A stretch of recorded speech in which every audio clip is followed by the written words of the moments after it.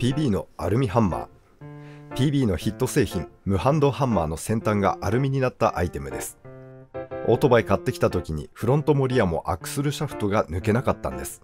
反対から引っ張りながらでかいプラハン使ってガスガス叩いてみたんですけど、樹脂ヘッドでは柔らかすぎるのか衝撃がしっかり伝わってない雰囲気でビタ動かず。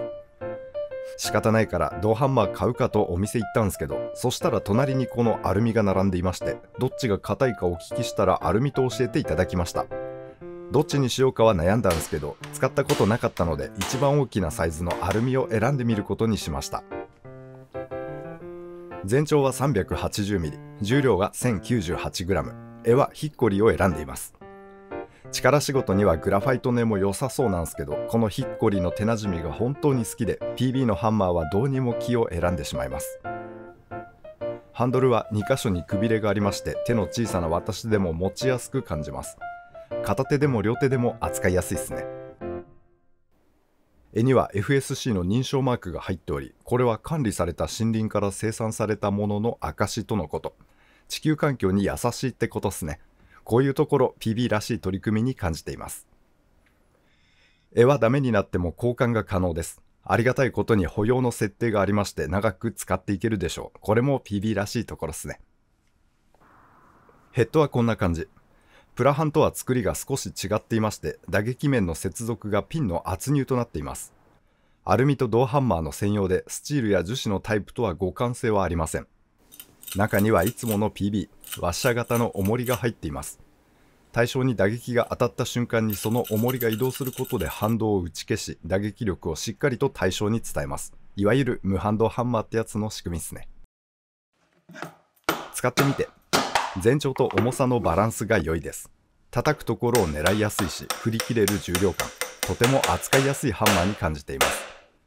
叩き心地は思っていたよりもソリッドで、当然ではありますが、プラハンに比べしっかりと力が伝わっている感覚を受けます。目的だったオートバイのフロントアクスルは100叩きぐらいで、リアは20叩きぐらいで無事抜くことができました。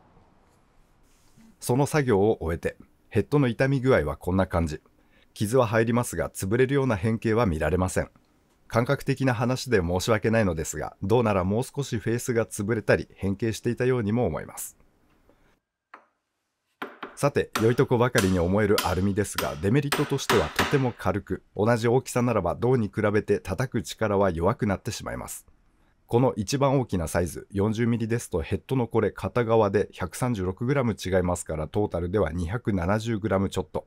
頭部分でこの重量差は大きいですよね。